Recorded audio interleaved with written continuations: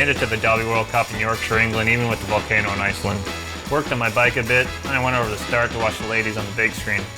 Went back, sat down for a bit, and I jumped on the train to warm up a bit. I jumped on my mountain bike to head over to the start where the gravel was being packed down with these gravel packers. Then I took a whiz. Riders started gathering around. We lined up for the start, stretched like this, like this, like this, like this, stared at the ground, gun went off. Went downhill, went uphill, went downhill again, went uphill again, went downhill again, and then it was over. 20th place wasn't super, but the strawberries made up for it. Next day we went into Malden, found a good coffee shop, went to Morrison's, got a bunch of groceries, and then headed back to our rented cottage. There was an old station house with a sheep farm across the road. Amanda gave me a massage, she used her elbow on my back, and we packed everything to get ready to head to Belgium. We drove to the overnight ferry that would take us from Hull to Belgium. Got pretty boring, so we went to the bar and watched this guy named Rockefeller. Met a guy in a motorbike gang, he showed us his vest, and then we went back to our sweet beds. Next morning we pulled into Zeebrugge, Belgium, and started driving. Stopped for a snack, and then headed to the Brussels airport where we couldn't quite fit in the garage. Head to the terminal to pick up Jimmy, packed the van, started driving, stopped for another snack, made our way to La Roche. Town about 25k west of Hoofleys and World Cup round number 2.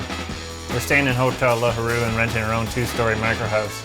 We scoped it out, looked around, unloaded the van. Gary and Jimmy started building bikes, and I got ready to go for a late afternoon ride. At night we walked into downtown La Roche for dinner. I got sidetracked by the beer store. Once back on track, found a nice table and some good pizza for dinner.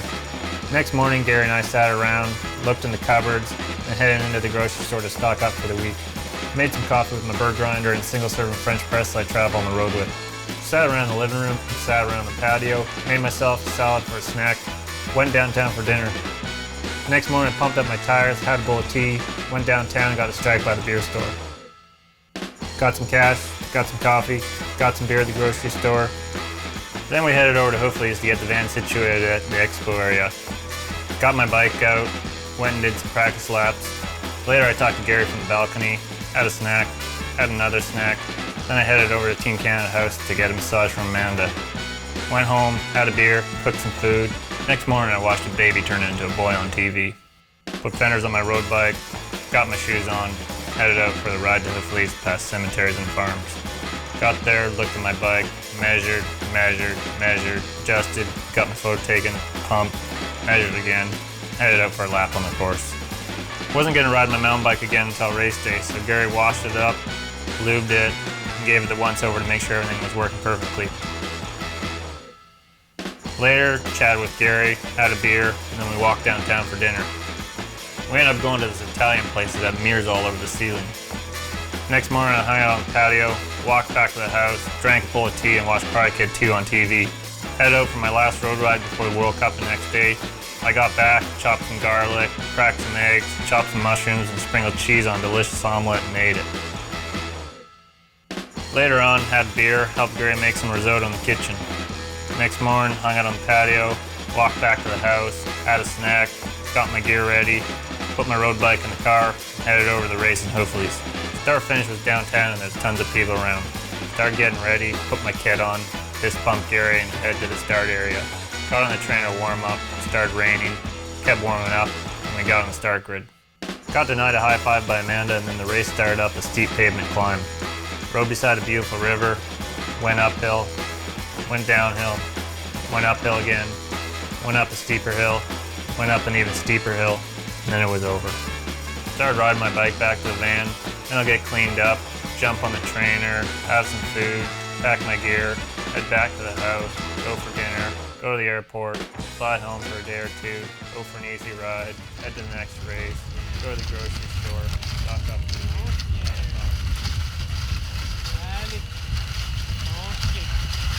Skinny. Bonne fille. Place-toi. Allez, on se place. Diego. Bon chien. It's really start from their basic instinct. The dogs, it's all into their inconscience. They are like a pack going out for hunting. They have this urge, to go out on the territory. I started with the dog sledding about 20 years ago. Within the same breed of dog, you have some lineage, that are more selected by the breeders to be company dogs. So they're more tame, they're less hyper. But other lineage, can be selected by the breeders to be what we call working dogs.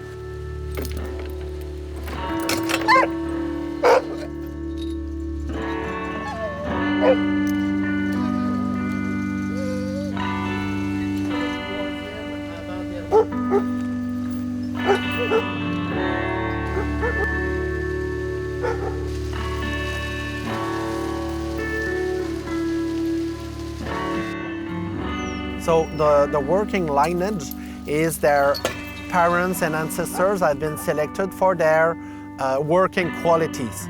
So these dogs, you want to give them more responsibilities, more duty to do, more payload to do.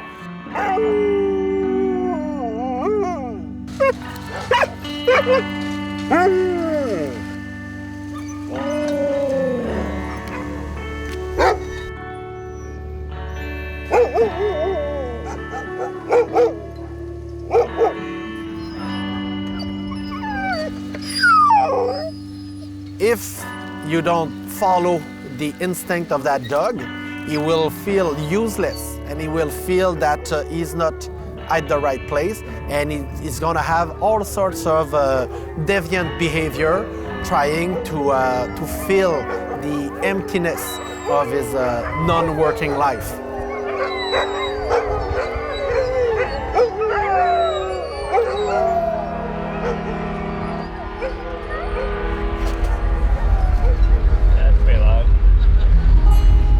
When I started out, my buddy Aaron had a old split window VW, so we'd every weekend, Thursday or I guess Friday, we'd all load up at his house. And living on Vancouver Island, a lot of the big races were over on the mainland, so there'd be 3, 4, sometimes 5 of us heading out from Courtenay, or we'd pick up a couple guys on the way, and of course we'd have 4 or 5 bikes hanging off the back of his van. But being young guys, we didn't have much money, and the ferry was pretty expensive, so Aaron would be sitting up front when we pulled in, and the rest of us, we'd pile on the back and cover ourselves with blankets, and Aaron would drive up, one for Vancouver, and of course we'd pull through and probably hang out for a while, or maybe wait till we board, and then I'll just pile out. But I mean, it was $7.50 was a lot of money, or that was at least like a dozen bagels for us back then, so had to do what we had to do to get to the races. I said the scene a bit. Hornby is a bit of started out, I guess, as a bit of a hippie commune and a bit of an escape. When my parents first came over, there was only about a 6-car ferry, and you have to jump a few 10-minute ferries from Vancouver Island, which you already need to take a ferry to, so it's a little ways to get here. It definitely started as a place for people to get away from things, mostly artists and hippies and people coming up from the US to avoid the draft. When we first moved here, it was pretty small, and my parents bought the property for super cheap and started camping out. Well, when we first moved to the valley, we rented a suite in a house that was on the water over by the Comox Air Base, and they wanted the suite back for the summer for their family.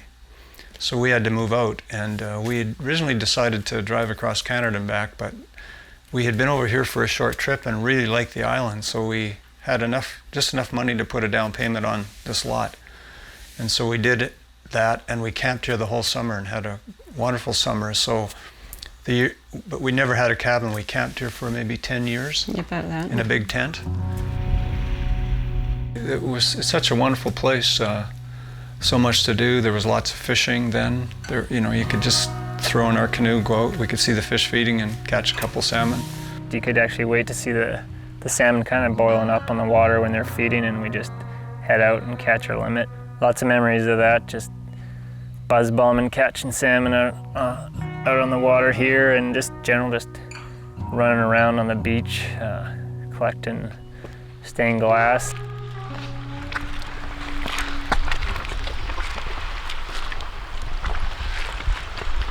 These are like our bathtubs when we were kids, because tidal pools, and then they get super hot in the sun, and then we sit in them. Since then, it's that people have realized what a special place it is, just with the beaches, beautiful parks, and for me, obviously the mountain biking is pretty special. So it's kind of gentrified over the years, but it still has its charm. There's much more of a mix now between kind of yuppies and hippies and artists on the island, but it's still really resistant to change. So you won't see any franchise or name brand stores, well, hardly any stores. They're really artistic buildings and structures, and fairly unique, I guess you'd call it. I was planning to go back to graduate school, and had been accepted, and we had all the money saved, and then we thought about if I got this further degree, I wouldn't be able to find employment in the valley, and we decided we really wanted to stay, so we canceled the education and got an old slant six Ford van, camperized it, and decided to travel around North America and Mexico for a year. Some of my first memories, I think, are from the end of that trip when we were coming back up the west coast of the U.S.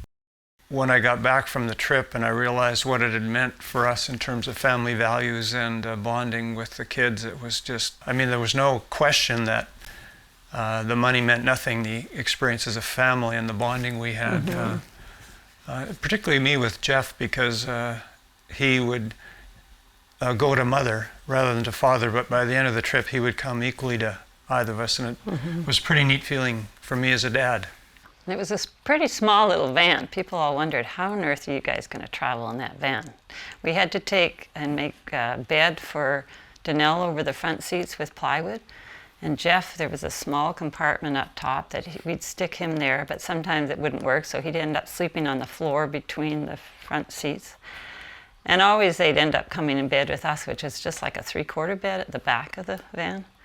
And that's when, like, when you talk about memories, I mean, just that time in the morning to lie in bed, and the funny part was we'd all, Dennis and myself and Danelle, we'd talk about our dreams that we'd had. And then Geoff would start talking. Well, I had a dream too. And I ran, and I ran, and I ran. And we'd say, and then what did you do, Geoff? And then I ran, and I ran.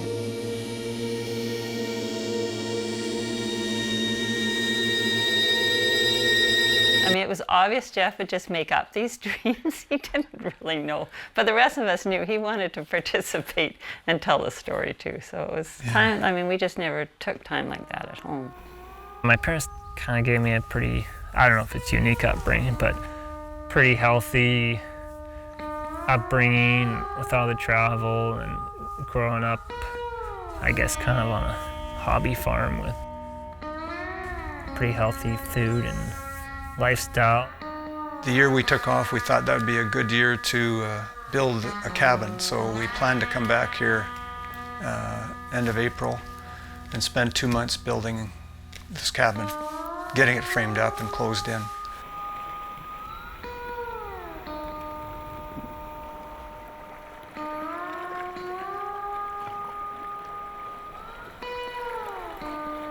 It was always nice weather, I guess, when we used to come, and that's the problem. When the sun's really shining, the wind is usually blowing in the morning. That's partly what initiated us building a cabin, so we could at least get out of the wind. More of a basic cabin at start, and they've kind of gradually added on and a few more amenities to where it's now. It's pretty comfy, fun place to hang out year-round. The kids always have this special memories of Hornby, for sure, loving to come here. When I was 12 or 13, in grade 8, I went to England and had a friend who's into mountain biking, and I kind of got interested in mountain bikes, and we went for a few off-road rides there. I just had a 10-speed road bike, and we get flats, and I thought his mountain bike was pretty cool, and when I came back, I bought my first mountain bike and kind of really discovered that the mountain bike trails over here were pretty amazing, and started riding more and more, and it really kind of got me hooked there. I mean, they're not the most technically challenging, but I'd say it's probably some of the funnest trails. I remember hearing a story about one of the big mountain bikers on the island that he'd ride to the top of Mount Jeffrey every day for training, and I thought that was pretty impressive, and started to, when I came over, try to ride up the mountain at least once every day. I'd say at first, when we mentioned Geoff was in track and field, I mean, that was our activities. We did a lot of road running, and we were in a club and did a lot, and then really enjoyed the track and field scene, and Danelle was in it, and we went as families to all these track meets. So when Geoff first said that he wanted to go into mountain biking, we said, well, that's fine, but you're going to be on your own. You pay your own, because he told us the insurance fees, and whoa, that's awfully expensive to ride a bike and stuff like that. So we weren't really that keen.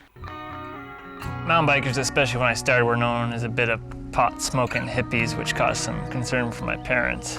When I started out riding on here, I would ride with friends, and a couple times I helped out with some trail maintenance. As a thank you to everyone who came out and helped for trail maintenance, they handed out joints, and I mean, of course, I didn't smoke anything.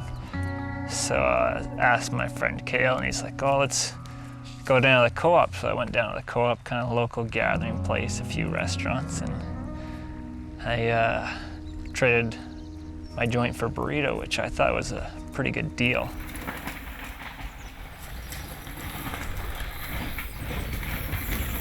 I had a bit of competitive spirit into me, and a couple of my friends were into racing, and the valley, Comox Valley, where I grew up, had a local race series called the Comox Cup. So I'd been riding a little bit more that summer and got a bit of confidence, and did the last race of the year. He did his first race here, and I remember it because there was serious mountain bikers, and he was just coming into it. I mean, I had no idea what to expect, and I was like 3 years younger, a couple years younger than some of the other guys, and I thought they were pretty cool, the older guys, because they were been racing for a longer time and could do some tricks hopping on the rear wheels, so I thought they were a pretty big deal, and a couple guys I remember I respected quite a bit, mixing it up with them. So he, of course, tried to stay with them, and he bonked after about 2 laps. The other side of it, which showed up pretty early, I think, the competitive spirit, but it was always his own in a way, although he was always competitive with his sister. And he talks about that too, whether it's school or anything, but even early days, it's like, you could tell he started walking early. I mean, he obviously had the coordination, but you could see this determination, okay, my sister's 2 years older than me, but I'm gonna do what she can do. So that caused So he owes a lot to his sister. Yeah.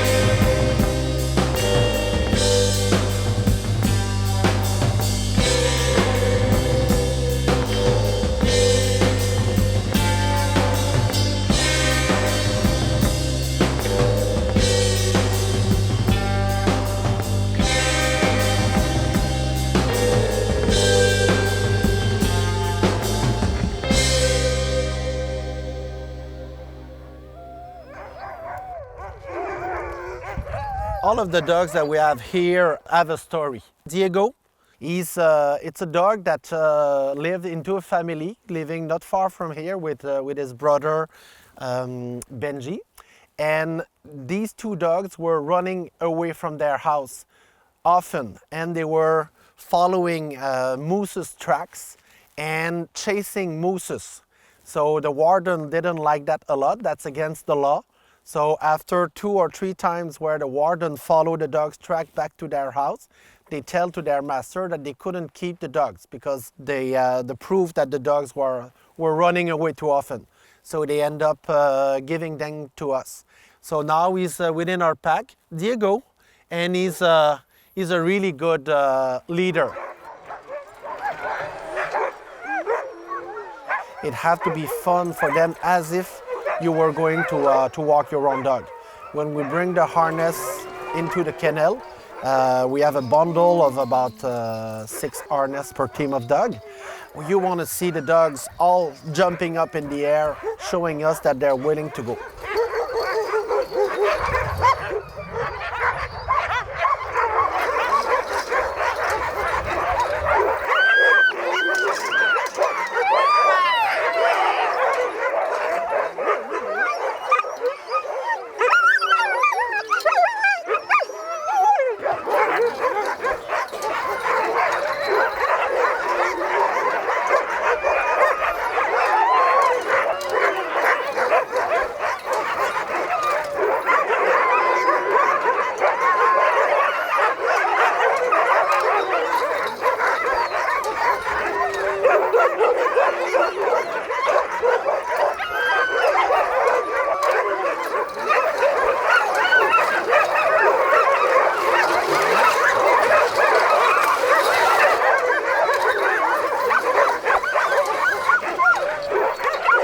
Because they gave us the role of the hunt master. It's all unconscious into their mind. So we tell them where to go, and every day it works because they receive at the end of the day a full meal.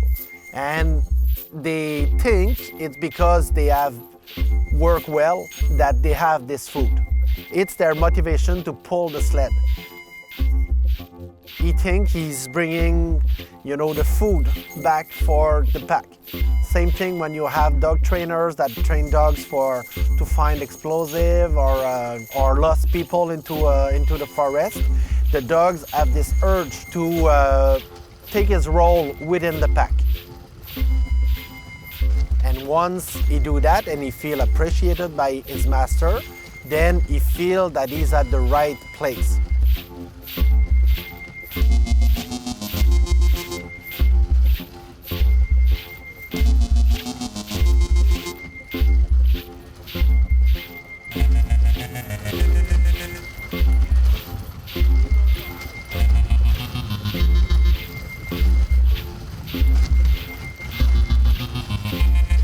Well, when I started racing, the junior category was 3 years, so I was one of the younger guys. The logistics of it, when Geoff was still in high school, he had a very good friend who had an old Volkswagen van, and he'd drive so that he could get more and more exposure to more races, than just the BC Cup. They started doing the Canada Cups. Towards, I guess, my last year in junior, I started winning a lot of races, and the first couple of races of the Canada Cup series were out west in Whistler and Rossland, I think, and actually won the first couple of Canada Cups, so I decided that maybe I should start chasing it a bit more and made the decision to carry on across Canada and do the whole series, and ended up doing really well in Canada as a junior and qualified for the World Championships.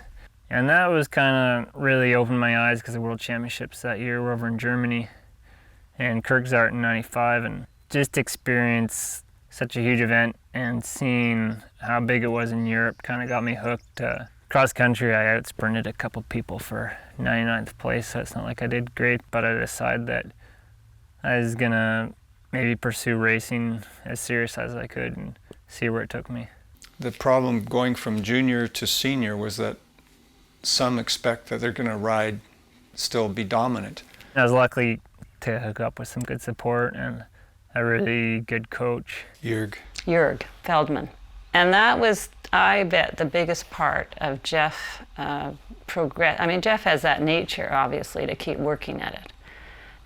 But you're really helped him get that sense of, okay, long term. And he kind of gave me the confidence to build slowly. So it was about 5 years until Sydney Olympics, and I'd kind of set this goal of one day going to Olympics, but in '99 they kind of set a long list for the Olympic team, Canadians who might make it, and there's 6 guys on the list, and I wasn't one of the guys, and I kind of thought I deserved to. That kind of really motivated me, so that winter I really was pretty focused, and ended up that I improved a lot, or enough that I actually made the team. Because we were at that race outside of Ottawa there, and the fellow, like, it was the years of Roland Green, and we had 2 going to Olympics from Canada that year. And there were 3 contenders who had qualified as far as getting World Cup finishes. So it was a matter of which 2. And Roland was pretty sure to go in, so he pulled out of the race right away. So it was just between Geoff and Seamus, I think it was. So Geoff came across the finish line before Seamus. It's like, oh, Geoff has a chance. We didn't realize it right at that moment that meant he was going. It wasn't till later we found out, and it was certainly an exciting moment for everybody. Went on to represent Canada in Sydney and finished 9th there, and that was kind of a huge breakthrough. And I mean, I was racing the pro category at that time, but that result kind of allowed me to get enough, I guess, recognition that I was able to start making a career of it. That enabled him to get a contract, and he got recognized. After 2000, I mean, I was racing some World Cups and a lot of the U.S. stuff, and doing well, but not winning much stuff, and it was still a struggle. I got a few top 10s of the World Cups here and there. It still took me, I think, a bit of time to really believe that I could, fight for the podium at the World Cup level. But 2005, 2006, I started having some breakthroughs and convincing myself that I could compete with anyone on the World Cups. And especially the last few years, I've had even more breakthroughs. Last year in Bromont.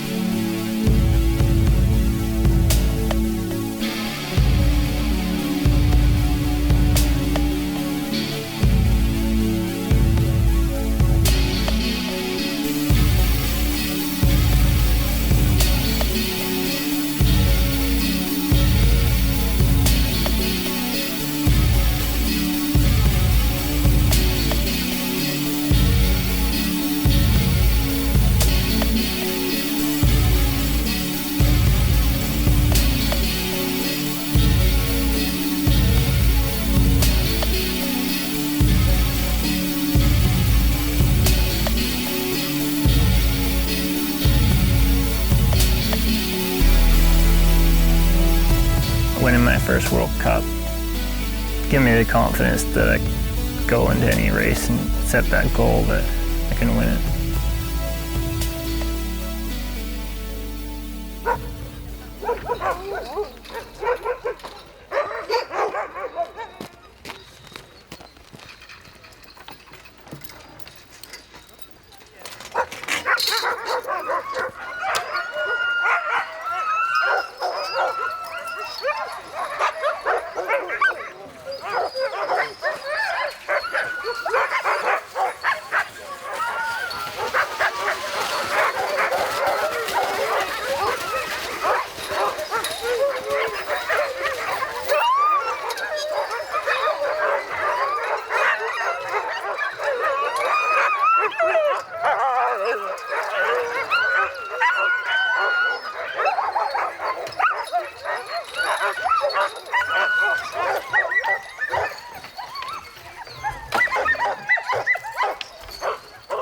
Some athletes can train to be marathonian. Some other athletes can train to be sprinters. They all start with their own qualities.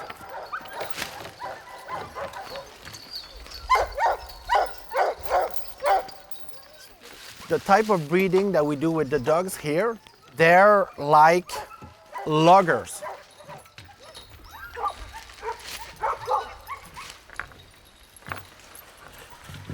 They go out in the morning, they do their full day of work, they're happy about their work, they come home at night, they receive a good cuddling from the people that drive the sleds, they have a big meal, and the day after they go out again and again and again to working.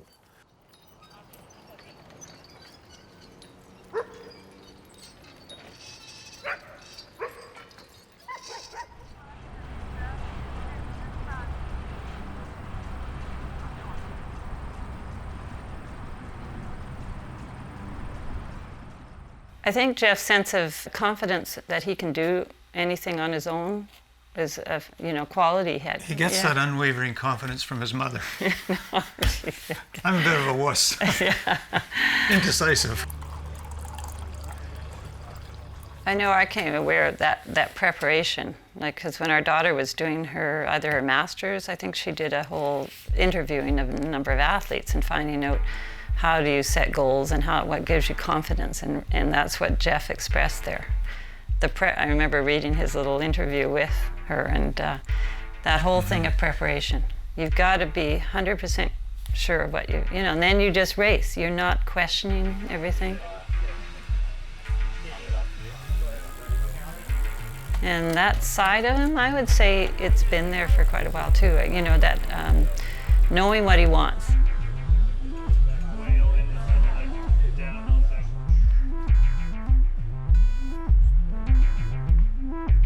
My sister and parents always bug me about being pretty competitive, and I try to play it down a bit, but I was kind of, I guess, quietly competitive. I mean, I was never one to talk a lot, but when I did something, I did it pretty serious.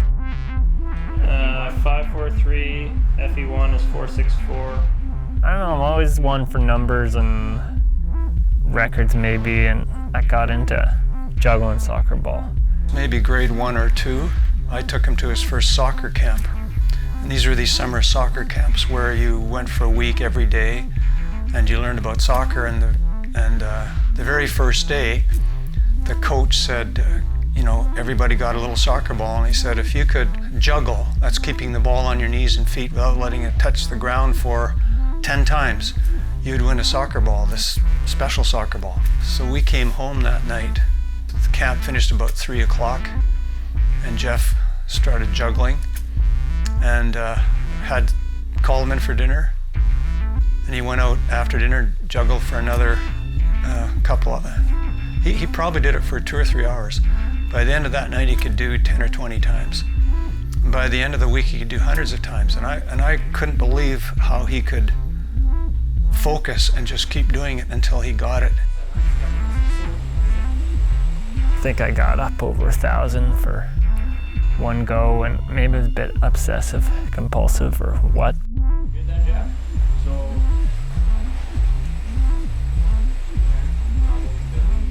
And I think, to me, I realized, boy, in some way he was a little special because he was able to persevere and keep at it. And I think that trait has been in him a long time. He could persevere at something and really focus. And that's been, I'd say, a very common. Yeah, he'd set goals, I think. You set say goals, yes, he'd set goals, whatever it was. Sure. When I got into sports, I'd want to do them to the best of my ability, and I guess I'm still chasing that with mountain biking. And I mean, I've really got into the learning about everything, being nutrition, training, physiology, to try to, which has probably been a big part of where I am racing right now. But I think another big part is just the results, obviously, in my career have led to better opportunities with the team and support that way, and I kind of take it for granted now, but I mean, I really, when I show up the race, I just have to focus on myself and riding my bike, and the staff is great. They just take care of everything, and I mean, I still remember going to the races by myself and just the stress of little things like finding someone to feed you or washing your bike the night before, or not being able to afford a good ticket to the race and stuff like that. It all kind of adds up. So now, I mean, I have the support where I have no excuses, and it's a good I mean, it's a little pressure to have. It's being your job, but I mean, my approach is I'm having fun, and that's the way I'm gonna have success at the races. How to use your weapons, because he does have a lot in his arsenal, and he does have a lot of variety in his game. So I certainly feel like his game is just becoming more organized. He's understanding what to do at the right time, and as he gets stronger and starts to hit the ball a little bit bigger, he's going to have a lot more weapons in the game. Under the auspices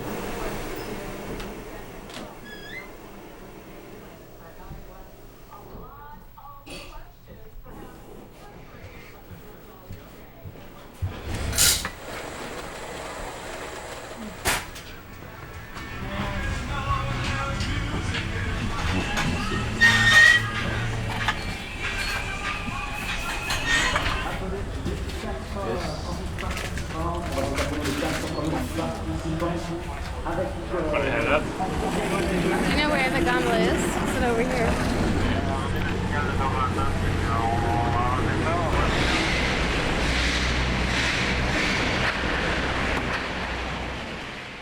I find my best races are when I don't try to build them up too much, but I mean, obviously, I've said it, and I definitely feel like I know Mount Sainte-Anne's a pretty big opportunity for me.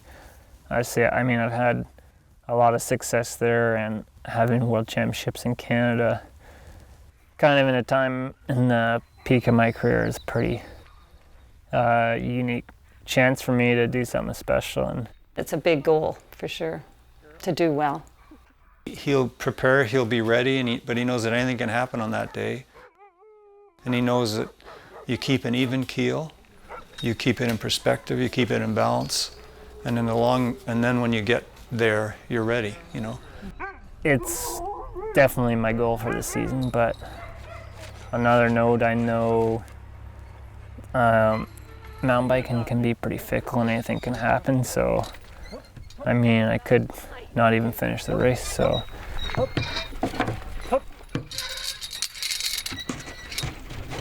there you go. Oh, there's no food. Sorry, bud. On any given day, he can be there, and he has that confidence, and so if you're riding well and you're up there, you know you got a good shot. And if I can make that happen, it's gonna be pretty special for sure. What? What are you saying?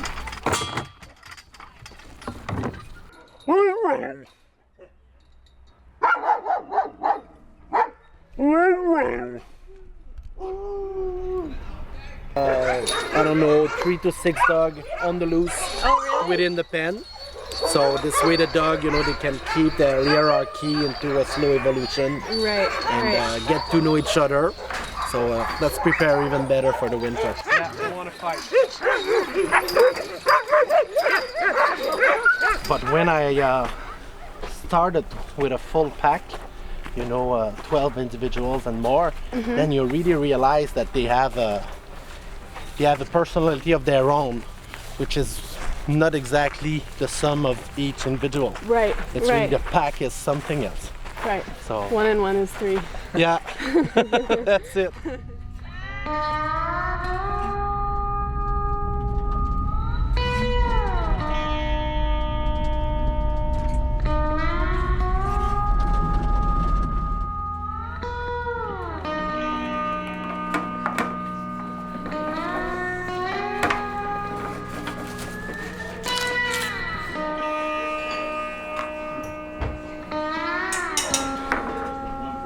Zealand was almost one.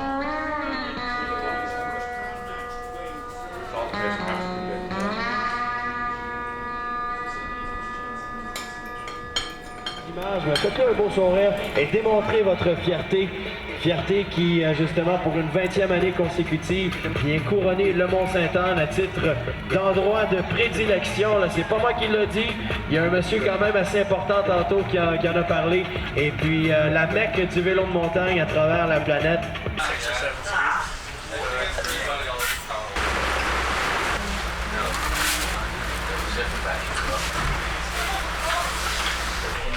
should be really fun to carry. Who cares what They're roughly doing just under 19-minute laps, eh? I used to be with Yeah. In fact, I was too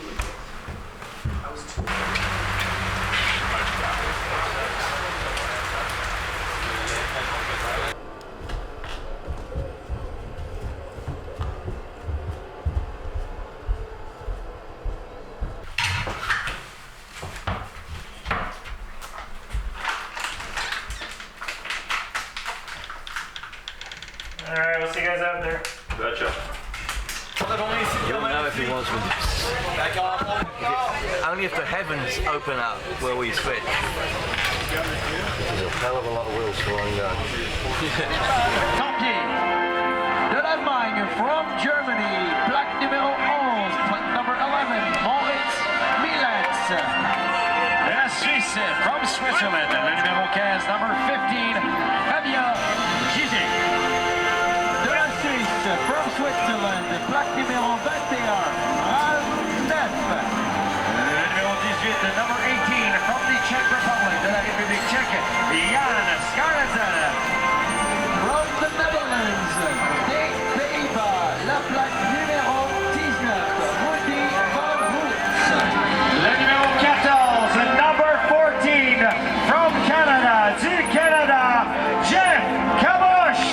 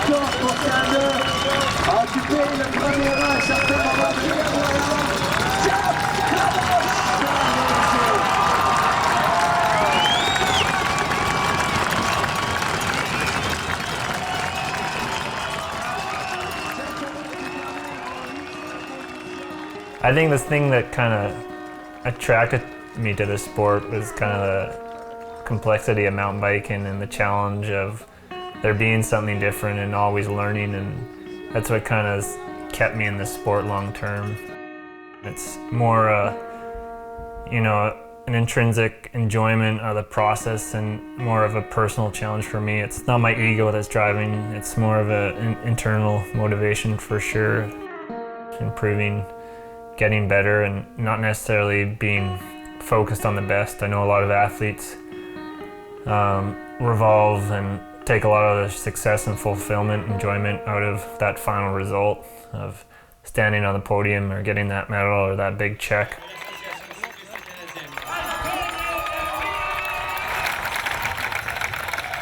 When some athletes that are so focused on the final performance or results, it can really turn things into a bit of a roller coaster, especially in mountain biking where there's so many factors that go into it and so many different things that can happen. It can just be absolutely crushing if something goes wrong on that day. There you go. Thank you. Oh, yeah. For me, it's just not worth it if you're not enjoying that whole process. What? Did it feel pretty good the whole how did it go? Yeah, I mean, the big crash on the start that wasn't very sweet. Oh, you did? Well, I didn't crash. But you just caught behind it? Going down now, there's a chicane on the grass. Yeah. There's just a total wipe out everyone right in front of me. Take out. So I just had to stop and just run. I probably should have got back on a funny pit. I mean, the first couple of laps, they're always just kind of having those pit bag saddles. Fuel traffic. Yeah. Good race though. I mean, yeah. Best race of the year, so. You shouldn't be disappointed. It's a good way to end. It's pretty good, decent, I'd say, after the season. Yeah, I mean, I can't be disappointed. I mean, obviously I was dreaming of a little bit more, but yeah, I can. When I sit down and, I write down goals, I obviously, have performance goals where big races I want to perform in. Those are definitely the end results I'm looking for, but it's more the process that, I find really rewarding along the way. It's just the day-to-day that I enjoy so much and find so fulfilling is just getting up and getting on the bike. You tell them. What's going on, Jeff? I'll say what you say in my ear. You said, okay.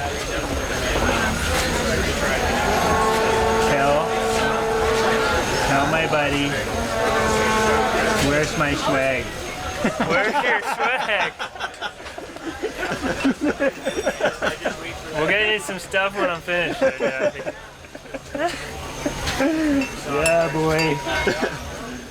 I think that's what's driven a lot of my choices in the sport. There's a lot of choices I've made and direction I've gone in my career is that I just really enjoy riding my bike. Just missed out on the grill parties every night. Tonight? That side's listed on this side. What's going on? Do the other side or no? Beer, barbecue. We got a sound system. This is where the party's gonna be. Right.